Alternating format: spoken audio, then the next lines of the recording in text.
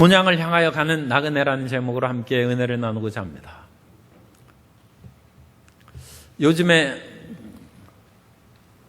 국제결혼을 한 그런 많은 사람들이 가정에 분쟁이 일어나고 폭력의 사태가 일어나는 것이 보도가 되고 있습니다. 우리 민족이 단일 민족이 되어서 이 민족의 사람들을 별로 산뜻하고 상냥하게 대하지 못하는 그런 단점이 있습니다. 그러나 오늘날 이 시대는 다문화 가정이 많이 있고 광주시나 우리 전남에도 많이 있습니다.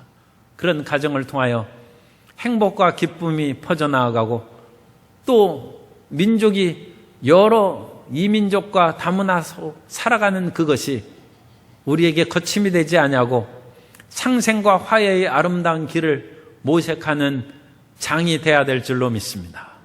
그것은 하나님께서는 유대인만 사랑하신 것이 아니라 이방인인 우리도 사랑하시고 유대인과 이방인이 함께 모여 하나님을 사랑하는 자녀로 삼으셨기 때문입니다. 우리가 이 세상을 살아갈 때 함께 어울려 살아가야 되는 것은 세상에서 우리가 나그네로 살아가기 때문입니다. 우리는 이 세상을 항구적으로 살아가는 존재가 아니라 지나가는 존재고 우리의 영원한 본향은 하늘나라이기 때문에 서로 돕고 어울려 살아가는 나그네로서 하나님의 영광을 드러내고 서로 사랑과 친절을 대하는 주의 백성이 되어야 될 줄로 믿습니다. 첫째로 하나님께서는 우리가 거류민과 나그네처럼 이 세상을 살아간다고 말씀합니다. 오늘 베드로전서 2장 11절에 보면 사랑하는 자들아 거류민과 나그네 같은 너희를 권한다고 말씀합니다. 거류민과 나그네라는 말은 지나가는 사람이라는 뜻입니다. 이 거류민이라는 헬라어는 파로이코스라는 단어를 쓰는데 법적으로 완전히 보장받지 못하는 지나가는 그런 사람들을 말합니다. 그러므로 정착된 사람들은 법적인 의무와 책임이 완전하지만 거류민들은 일시적인 삶을 살아감으로써 그와 같은 법적인 보호와 책임이 완전하지 못한 것입니다. 또한 나그네라는 단어는 파레피데모스라는 단어를 쓰는데 이 단어는 원래 길에서 나온 단어입니다. 이 나그네라는 단어를 헬라에서는 오라흐라는 단어를 쓰는데 길이란 뜻입니다. 그래서 길손이란 뜻입니다. 길을 가는 사람이다. 거류민과 나그네 하면 우리가 특별히 많은 뜻의 차이가 있는 것이 아니라 이 세상에서 우리는 정착된 삶을 살아가는 것이 아니라 지나가는 삶을 사는 것이다. 그걸 우리에게 가르쳐주고 깨닫게 해주는 것입니다. 우리는 세상에 살아가되 영원히 세상에서 항구적으로 살아가는 사람이 아니라 세상을 지나가듯이 살아가는 하나님의 자녀인 것을 기억해야 될 줄로 믿습니다. 그러므로 거류민과 나그네라는 단어를 두 단어를 쓸 필요 없어요. 이것은 그냥 강조하는 것입니다. 그냥 한말 단어로 우리는 나그네처럼 이 세상을 살아가는 것입니다.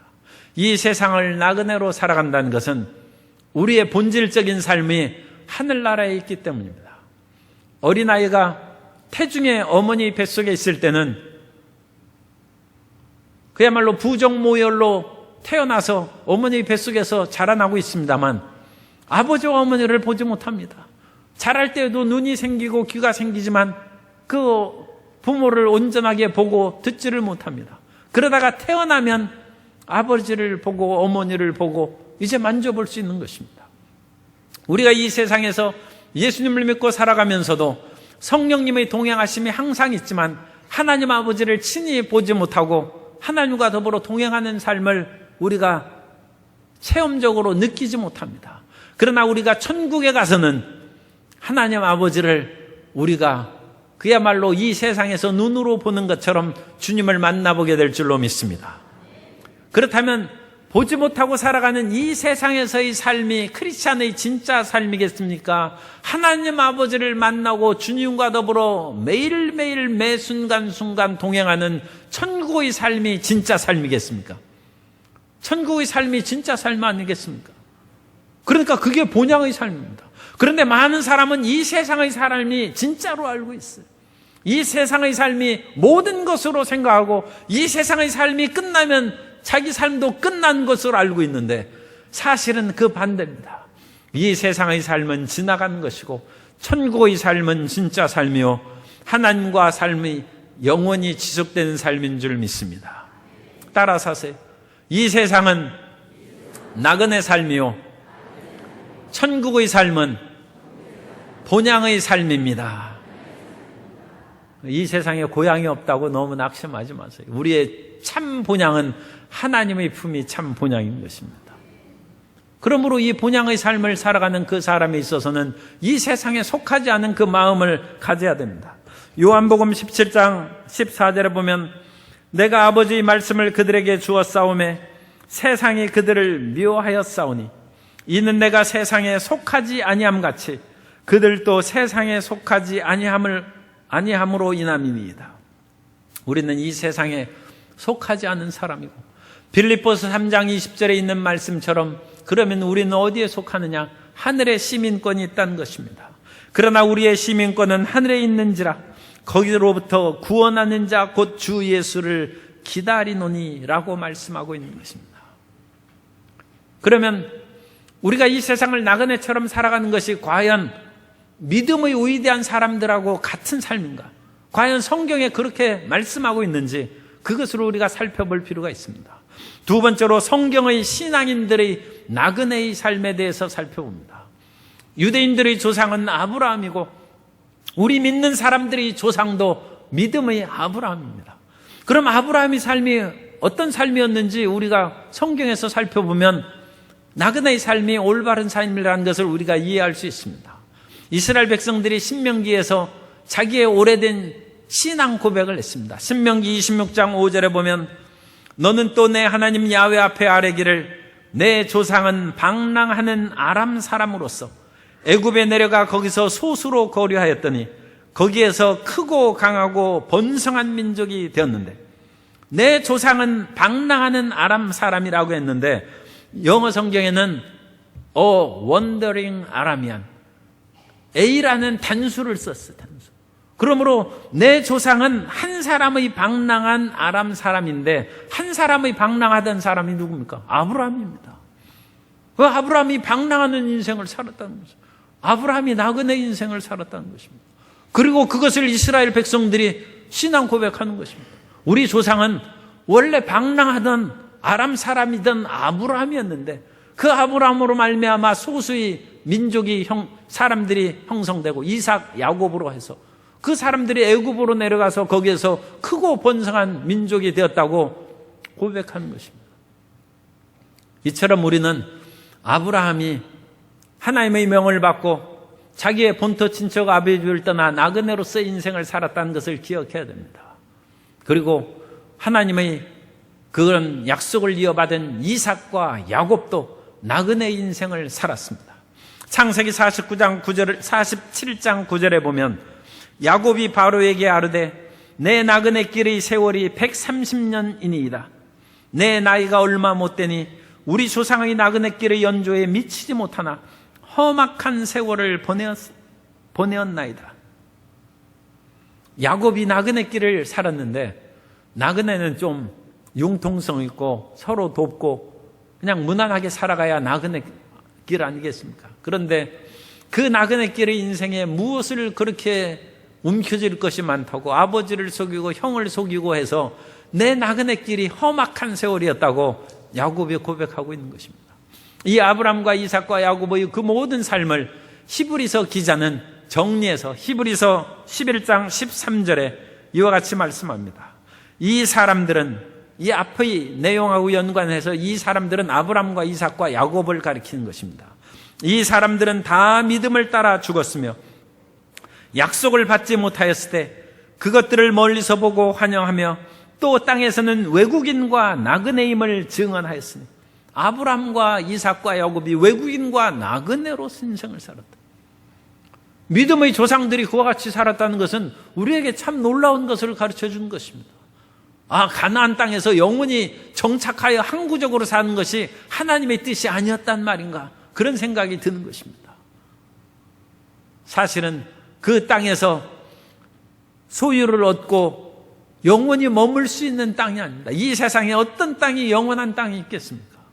그러므로 하나님께서 아브라함을 부르시고 이삭과 야곱을 세우신 것은 이 세상을 지나가면서 하나님의 뜻을 수행하려고 주님께서 그들을 부르신 것입니다.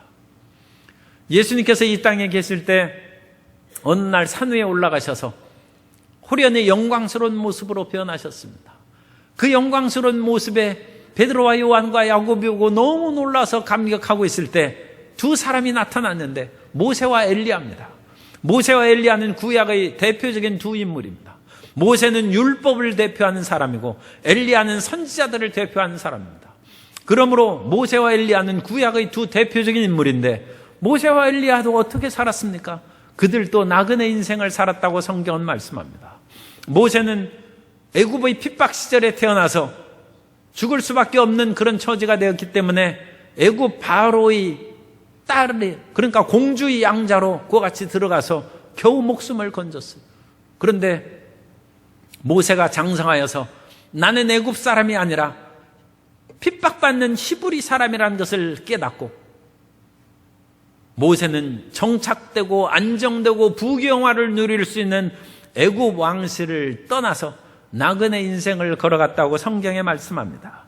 히브리서 11장 24절에 보면 믿음으로 모세는 장성하여 바로의 공주의 아들이라 칭함받기를 거절한 후에 그 나라에서 이방 족속이요 노예로 살아가는 히브리 민족 속으로 들어간 것입니다. 히브리서 11장 24절 25절 이하에서 말씀합니다. 도리어 하나님의 백성과 함께 고난받기를 잠시 죄악의 낙을 누리는 것보다 더 좋아하고 그리스도를 위하여 받는 수모를 애굽의 모든 보화보다 더 큰 재물로 여겼으니 이는 상 주심을 바라봅니다. 상은 누가 줍니까? 하나님 앞에 나아갔을 때 영원한 본향에서 상 주는 것인 줄 믿으시기 바랍니다. 그러므로 모세는 이 땅에서 애굽에서의 부귀영화와 상을 받는 것을 포기하고 하늘나라 본향에서 상 받기를 바란 것입니다. 세상에서 출세하고 고향으로 내려오는 것을 금의 환영한다고 합니다. 그러면 옛날 과거 시험에 합격하거나 그러면 금의 환영하는 것이죠. 그러면 우리는 오늘날 이 세상에서 출세하고 돈 벌고 그러면 고향에 내려가서 동네 사람들 앞에 자랑하고 싶은 마음이 생깁니다. 그것이 이제 현실적인 금의 환영이죠. 그러나 진정한 금의 환영은, 우리 크리스찬들의 금의 환영은 이 세상에서 환영받는 것이 아니라 하나님 앞에서 환영받고 칭찬받고 천군 천사들 앞에서 모든 구름대 같은 하나님의 백성들 앞에서 칭찬받고 환영받는 것이 금의 환영인 줄로 믿습니다. 모세가 그것을 알고 선택했다는 것입니다. 엘리야도 그런 사람입니다. 엘리야의 고향은 길르앗 디셉입니다. 열왕기상 17장 1절에 보면 길르앗에 우가는 자 중에 디셉 사람 엘리야가, 길르앗은 전라남도와 같은 넓은 지역이고 디셉은 그 가운데 한 도시입니다. 그래서 길르앗의 그런 요단강 동편의 지역에 디셉이라는 그런 마을에서 엘리야가 살았다는 것입니다. 그러면 그 엘리야의 고향을 일부러 얘기한 까닭이 무엇입니까? 그것은 이 길르앗 지역은 요단강 동편 지역으로 유목하는 지역입니다.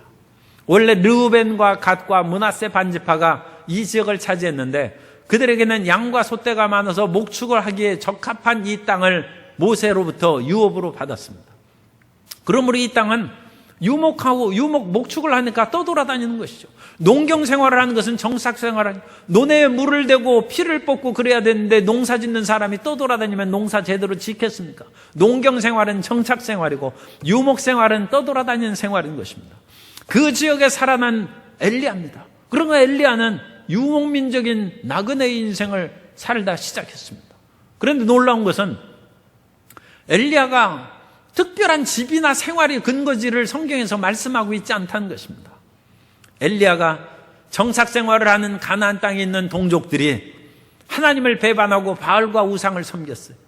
그러자 엘리야가 나타나서 하나님께서 이 땅에 회개하기 전까지는 우로를, 비와 이슬을 내리지 않을 것이다 선언을 했어요. 비와 이슬이 내리지 않아요. 물이 마르기 시작했어요. 그러면 먹을 것도 없고 물이 마르으면 엘리야가 집에 가서 먹어야 될 거 아닙니까? 우물물이 떨어지고 말랐으면 집에 가서 뭔가 마련해 놓은 물을 마셔야죠. 그런데 엘리야가 집이 없어요. 그 엘리야가 그리 시냇가에서 시냇물을 마셨어요. 먹을 것이 없어요. 까마귀를 보내서 하나님께서 떡과 고기를 갖다 줘서 그걸 먹었어요. 엘리야에게 정착 생활에 대한 얘기가 있지 않아요. 그리고 나서 그리 시내가 말랐습니다. 이제 가뭄이 심해져서 시냇물도 완전히 말랐을 때 엘리야가 집으로 돌아가지 않았어요. 엘리야가 사르밧 과부의 집에 가서 거기에서 사르밧 과부에게 하나님의 은혜를 베푸는 것이죠. 가루통에 가루가 떨어지지 아니하고 기름병에 기름이 떨어지지 아니하기를 가뭄이 끝날 때까지 했다. 그래서 사르밧 과부는 믿음으로 하나님의 축복을 받았지만 엘리야는 집이 없어요. 이 어찌된 일입니까? 엘리야가 나그네 생활을 했다는 것입니다. 나그네처럼 선지자의 대표인 엘리야가 이리저리 돌아다니면서 하나님과 더불어 사는 삶을 살았다는 것입니다. 우리가 정착 생활하는 것이 나쁘고 나그네가 좋다는 그 말씀을 드리는 것이 아닙니다. 정착 생활하거나 나그네 생활하거나 그것이 중요한 것이 아니라 하나님과 함께 사는 생활이 중요한 것입니다. 그런데 정착 생활을 하던 이스라엘 백성들은 정착 생활을 하니까 이제 하나님을 잊어버렸어요. 하나님께 기도해야 하나님께서 일용할 양식을 주던 광야 생활하고는 딴판이에요. 하나님께서 밤에 만나를 내리시면 그 백성들은 늦잠 자지 못하고 부지런히 일어나서 만나를 거두어 드려야 됩니다. 햇빛이 내리쬐기 시작하면 만나가 사라졌다고 성경에 말씀합니다. 그러므로 늦잠 자고 게으르고 해 뜰 때까지 중천까지 자는 사람은 밥을 못 먹어요. 만나가 사라져버려요. 광야에는 물이 없어요. 하나님 앞에 부르짖어 기도해서 반석에서 물이 나와야 그 물을 마십니다. 성도 여러분, 그런 생활이 어찌 좋습니까? 좋은지 나쁜지는 일단 성도님들이 믿음에 따라서 다르고, 일단 제가 분명하게 얘기할 수 있는 것은 불편하죠. 힘들죠. 그죠? 아침에 일어나면 마실 물이 있어야죠. 꼭 하나님 물 주십시오 해서 물이 반석에서 솟아와야 물을 마시고, 아침에 먹을 밥이 있어야죠. 쌀이 있어야지. 만나 내리느라고 밖에 또 나가서 그거 거둬들이고 그러면 얼마나 힘들고 불편합니까? 그런데 이런 편한 생활이 하나님을 잊어버리는 생활을 하겠다는, 하나님이 안 계셔도 먹을 것이 있어요. 하나님이 안 계셔도 마실 물이 있어요. 그러므로 하나님을 멀어지고 하나님과 떠난 생활을 엘리야가 책망합니다. 이스라엘의 선지자들이 그것을 책망하는 것입니다. 정착 생활하고 모든 것이 풍요롭게 있는 그 생활을 나쁘게 여기하지 않습니다. 솔로몬에게 있어서는 그 모든 것이 풍족했어요. 그것이 나쁜 것이 아니라 하나님의 복입니다. 그런데 그 하나님의 복을 받았다고 해서 솔로몬이 하나님을 잊어버리면 그게 되겠습니까? 하나님의 책망을 받죠. 그런데 사람은 등 따숩고 배부르면 하나님을 잊어버리는 경향이 있는 좀 간교한 면이 있어요. 그래서 이스라엘의 선지자는 차라리 가나안의 정착된 생활을 버리고 광야에서 하나님만 믿고 의지한 생활이 더 올바르게 될 것이다. 그래서 나그네의 삶을 더 올바르고 유목민적인 삶을 더 바람직한 것으로 예언자들이 그것을 외치고 강조하는 것입니다. 오늘날 우리가 이 세상에서 하나님의 은혜 가운데 풍요롭고 안정된 삶을 살아야 될 줄로 믿습니다. 그런데 그 안정된 삶을 살아갈 때 반드시 기억해야 될 것은 세상의 안정과 재물보다 하나님을 더 사랑해야 된다는 것입니다. 하나님을 더 의지하고 살아가야 된다는 것입니다. 그것이 중요한 것입니다. 떠돌이 삶이 결코 좋은 것이 아닙니다. 그러나 떠돌이 삶을 살면서 매일매일 더 많이 기도하고 더 하나님을 의지하면 그것을 결코 나쁜 삶이라고 또 얘기할 수 없는 것입니다. 떠돌이 살면서 하나님을 원망하고 불평하고 남에게 해를 끼치고 사는 그 삶을 성경이 결코 원하지 않습니다. 중요한 것은 하나님을 의지하고 사는 것입니다. 예수님께서 이 땅에 오셨을 때는 나그네와 같은 삶을 사셨습니다. 예수님이 정착된 삶은 하늘 보좌에서 사는 것입니다. 하늘나라에서 영원히 주님께서 안정된 그런 삶을 살아야죠. 그런데 예수님께서 낮고 낮은 이 세상에 오셨어요. 그리고 예수님이 나그네의 삶을 선택하신 것입니다. 왜 선택하셨습니까? 우리 죄를 없애시고 우리를 하나님의 나라로 이끌어 가시기 위해서 하나님께서 그 정착되고 안정된 하늘 보좌에서 이 땅으로 내려오신 것입니다. 그 내려오신 예수님께서 태어나실 때도 예수님은 떠돌이 삶을 사셨어요. 사람들은 떠돌아다니다가도 자식을 낳을 때가 되면 집으로 돌아와서 안방에서 옛날식으로 얘기하면 안방에서 자식을 낳는 거예요. 그것이 정상적으로 분만의 그런 길입니다. 그런데 예수님께서는 나사렛에서 사시다가 갑자기 그 호적을 베들레헴에서 하라는 명령이 나라에서 내렸어요. 그래서 만삭된 마리아가 요셉과 함께 베들레헴으로 내려갔는데 예수님을 낳을 그런 방이 없어요. 그래서 예수님께서 마구간에서 태어나셨어요. 예수님은 나그네 삶으로 태어나셨습니다. 예수님께서는 나그네의 삶을 사시면서 사역을 행하셨습니다. 예수님께서 공생애를 하시면서 안정적으로 평안하게 우리 오늘날식으로 하면 목회를 하지 않았습니다. 예수님은 끊임없이 이동하고 나그네와 같은 목회 사역을 하셨는데 마태복음 8장 20절에 보면 예수께서 이르시되 여우도 굴이 있고 공중의 새도 거처가 있으되 인자는 머리 둘 곳이 없다 하시더라. 머리 둘 곳이 없이 예수님께서 나그네의 삶을 사셨고 예수님께서는 제자들도 너무 안정적으로 혼자 머무르는 그런 생활을 하지 말고 주님께 모든 것을 맡기고 선교 사역을 하라고 마가복음 6장 7절 이하에서 말씀합니다. 12제자를 부르사 둘씩 보내시며 더러운 귀신을 제어하는 권능을 주시고 명하시되 여행을 위하여 지팡이 외에는 양식이나 배낭이나 전대의 돈이나 아무것도 가지지 말며 신만 씻고 두벌옷도 입지 말라 하시고 또 이르시되 어디서든지 누구의 집에 들어가거든 그곳을 떠나기까지 거기 유하라. 오늘날의 그런 선교 방식하고는 차이가 물론 있습니다. 그러나 중요한 것은 이 예수님의 말씀은 하나님만 의지하고 선교하라는 것입니다. 돈을 의지해서 우리가 빵과 복음이라고 하지만 우리는 그것을 빵을 나눔으로써 사람들에게 좀 도움을 주자는 것이지 그것을 의지해서 복음 전해지는 것이 아닙니다. 구원은 오직 성령의 역사만으로 성령께서 거듭나게 해 주실 때 구원의 은혜가 임하는 줄 믿습니다. 하나님이 구원하시는 것입니다. 그러나 우리가 다른 사람에게 좀 더 관심과 사랑과 따뜻함을 베푸기 위해서 빵과 복음을 얘기하는 것입니다. 그러나 본질적인 마음의 자세는 하나님만을 의지하는 나그네의 선교 사역이 하나님께서 역사하시는 길임을 우리가 알아야 되는 것입니다. 그러므로 우리 인생도 이와 같이 나그네의 인생을 사는 것을 전혀 나쁘거나 그것을 잘못된 것으로 여기지 말아야 됩니다. 세 번째로 우리는 본향을 향하여 나가는 나그네의 삶으로서 마음가짐을 가져야 됩니다. 따라서 나는 본향을 향하여 가는 나그네입니다. 우리 성도님들은 천국 본향을 향하여 나아가는 나그네인데 나그네는 어떻게 나그네의 모습을 좀 생각해 보세요. 나그네가 무거운 짐을 많이 지면 나그네가 여행할 수 있겠습니까? 나그네는 짐이 없어야죠. 어떤 사람이 사막에서 금은 보화를 가득 담아놓는 그런 항아리를 발견했어요.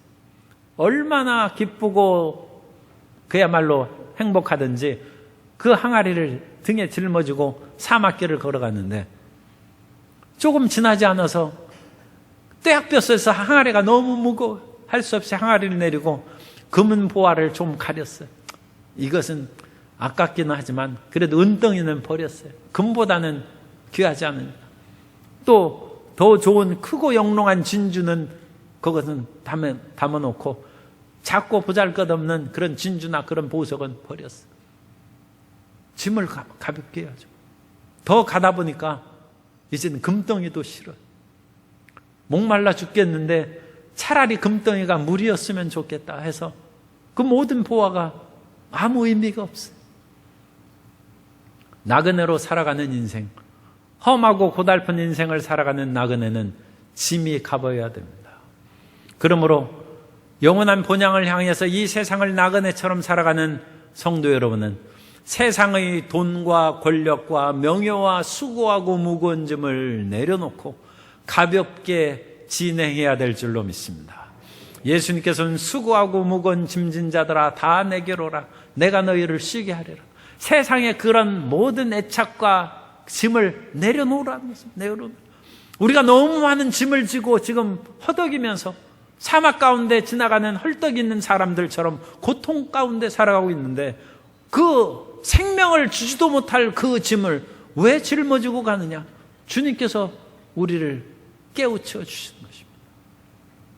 어떤 사람은 세상의 명예와 세상의 존경하는 것을 너무 마음을 뺏기고 그것을 추구하여 나아가는데 세상에서는 아무리 칭찬을 받아도 하나님 나라에서 칭찬받지 않으면 그것은 헛된 것입니다. 1927년에 찰스 린드버그가 대서양을 횡단하는 단독 비행을 했어요. 혼자 비행기를 타고 한 번도 쉬지 아니하고 대서양을 넘어서 뉴욕에서 파리까지 갔습니다. 그것은 첫 비행이기 때문에 어마어마한 것으로 모든 사람들이 참 칭찬하고 감사했어요.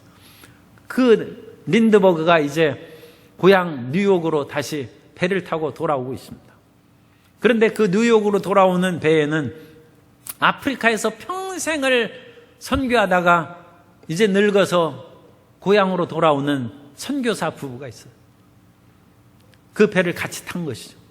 그래서 뉴욕항에 도착해서 그 선교사 부부와 이제 린드버그도 거기에서 이제 내리는 것이죠. 그런데 선교사 부부가 보니까 수많은 인파가 거기에서 빵빠레를 울리고 박수를 하고 환영하는데 그렇게 많은 인파를 본 적이 없고 너무 깜짝 놀랐어요. 우리가 오는 것을 어찌 알고 이렇게나? 우리 때문이 아닌가? 보니까 린드버그가 그 대서양을 횡단한 비행을 해서 그 수많은 인파들이 환영을 한 것입니다. 자기들을 환영한 사람은 한 사람도 없어요. 그 노선교사 부부가 그 뉴욕항에서 내려서 이제 허름한 그런 호텔로 들어가서 짐을 풀고 있는데 남편과 아내가 누구라 먼저 할 것 없이 눈물이 쏟아지기 시작합니다.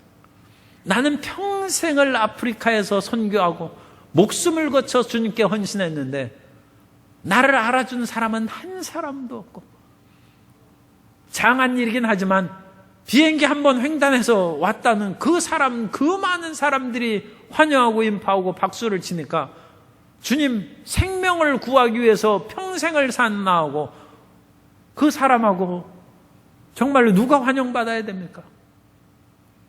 눈물이 앞을 가린. 그때 노 선교사 부부의 마음속에 성령께서 음성을 들려주셨답니다. 린드버그는 자기 세상의 고향에 돌아온 것이다. 그러므로 세상 사람들이 다 그를 환영하고 기뻐하는 것이다. 그러나 나의 사랑하는 자녀야, 너는 아직 고향에 돌아오지 않았다. 내가 오는 고향은 내가 머무는 천국이 너의 본향이고 고향이다. 내가 본향에 돌아올 때는 하늘의 천군 천사들과 수많은 구름대 같은 성도들이 너를 환영하고 내가 주님을 위하여 목숨을 걸고 헌신한 것을 기뻐하고 반기며 상급으로 거기에서 이제 목걸이도 해주겠죠. 놀라운 칭찬과 상급이 있을 것이다. 세상에 대한 애착과 미련으로 안타까워할 필요가 없습니다. 우리가 하나님을 위해서 일하는 것은 하나님께서 기억하시고 하나님께서 채워주시고 은혜를 내려주실 것입니다. 그러므로 우리는 이 세상을 살아갈 때 우리가 가는 분명한 종착점, 목적지를 잊지 말아야 됩니다.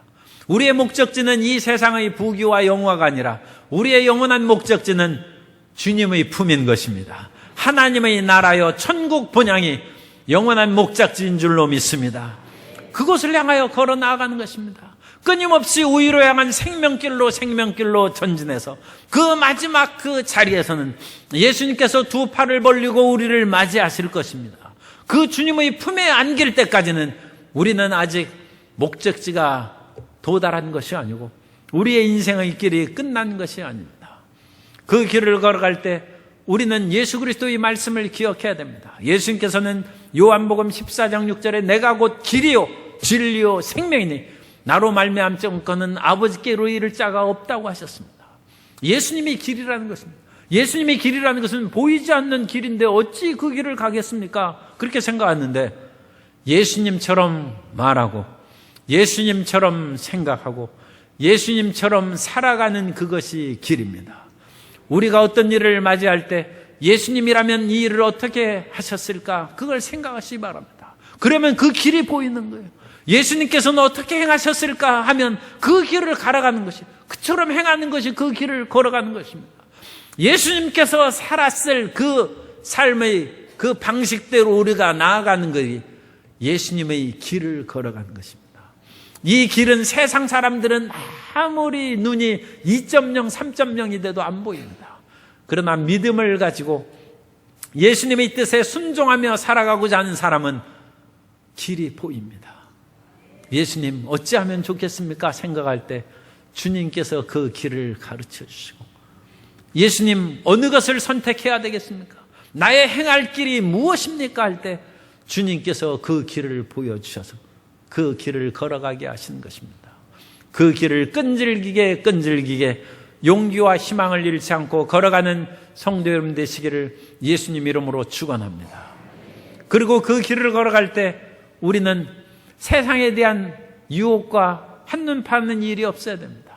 우리는 하나님의 말씀을 읽으면서 히브리서 11장은 믿음의 길을 걸어간 사람들을 기록하고 있습니다. 성경을 읽고 히브리서 11장을 읽으면서 우리는 그 믿음의 길을 걸어가야 됩니다. 그러면 낙심치 않고 좌절하지 아니하고 이 믿음의 길을 걸어간 수많은 사람들이 있으니 나도 그 길을 걸어간다는 용기를 얻을 수 있습니다. 세상의 유혹에 빠지지 않기를 바랍니다. 히브리서 베드로전서 2장 11절에 있는 것처럼 사랑하는 자들아 거류민과 나그네 같은 너희를 권하노니 영혼을 거슬러 싸우는 육체의 정욕을 제어하라. 우리는 육체가 있으므로 끊임없이 육체의 정욕이 우리를 유혹하여 예수님께서 가리킨 그 길을 걸어가지 못하게 합니다. 예수님께서 우리에게 생각을 주시고 우리에게 행한 길을 보여주셨다 할지라도 우리는 육신의 쾌락을 쫓고 주님 내대로 또 살고 싶어 하는 그런 유혹에 빠질 수 있어서 헛된 길로 갈 수 있습니다.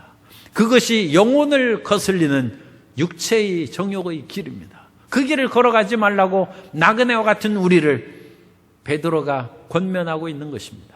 베드로전서 4장 3절에서 말씀합니다.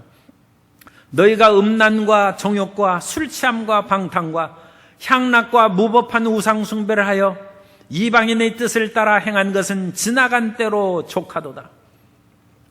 이전에 살아온 그 모든 세상의 길을 걸어간 것이 족한즉 우리는 예수님이 가리키는 길을 걸어가야 될 줄로 믿습니다. 요한일서 2장 15절 이하에서 말씀합니다. 이 세상이나 세상에 있는 것들을 사랑하지 말라. 누구든지 세상을 사랑하면 아버지의 사랑이 그 안에 있지 아니하니 이는 세상에 있는 모든 것이 육신의 정욕과 안목의 정욕과 이생의 자랑이니 다 아버지께로부터 온 것이 아니요 세상으로부터 온 것이라. 이 세상도 그 정욕도 지나가되 오직 하나님의 뜻을 행하는 자는 영원히 거하느니라. 주님께서 갈 길을 우리에게 밝히 보이세요. 주님, 내 인생에 가는 길은 천국 본향을 향하여 가는 길입니다. 세상의 유혹에 빠져서 세상 길로 가지 않게 하여 주옵소서. 그 길을 걸어갈 때 함께 가는 친구들이 있습니다. 함께 가는 형제 자매들이 있습니다. 그것이 함께 가는 나그네들입니다. 길을 같이 걸어가는 친구를 도반이라고 합니다. 같은 길을 걸어가는 친구들이 있어요. 그 나그네들을 우리는 따뜻하게 돌보고 그가 가다가 유혹을 받으면 가지 말라고 붙잡아주고 그가 연약해서 쓰러졌으면 싸매어주고 일으켜주셔서 천국을 향한 예수님께서 기다리는 그 길을 걸어가야 될 줄로 믿습니다. 출애굽기 23장 9절에 보면 너는 이방 나그네를 압제하지 말라. 너희가 애굽 땅에서 나그네 되었었은즉 나그네의 사정을 아느니라. 실질적으로 유대인들은 나그네된 그런 체험을 했고 나그네된 이방 민족도 돌보라고 주님께서 가르치는데, 오늘날 예수님 믿는 나그네들은 믿음의 나그네들을 서로 돌보고 아끼며 함께 어울려서 우리의 최종 목적지인 천성에 잘 도달해야 될 줄로 믿습니다. 주님께서는 우리를 나그네처럼 이 세상을 지나가는 삶이라고 얘기합니다. 이 세상은 영원히 안주하는 삶이 아닙니다. 지나가는 삶입니다. 그러므로 세상의 여러 가지 일들로 수고하고 무거운 짐을 지어서 마음 상하고 쓰러지지 말고 가볍고 상쾌한 마음으로 주님길을 걸어가시기 바랍니다. 나그네는 짐이 많이 없다 할지라도 고대광실에 사는 사람을 부러워하지 않고 쌀가마니를 수십 가마니 쌓아놓은 사람을 부러워하지 않습니다. 나그네는 그날 양식만 있으면 족한 것입니다. 그 나그네의 길을 걸어간 것을 아브람도 모세도 엘리야도 걸어가고 예수님과 그 제자들도 나그네 삶을 살아갔습니다. 그 삶을 걸어가는 것을 안타까워하지 말고 그 삶에서 곁길로 가지 아니하고 그 목적지를 끝까지 걸어가서 마지막에 예수님을 만나서 주님의 품에 안기는 승리 자녀가 되시기를 예수님 이름으로 축원합니다.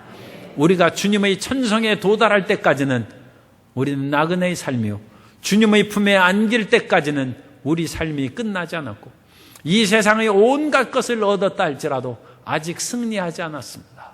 우리의 최후 승리는 하나님 안에서 인정받고 칭찬받는 것입니다.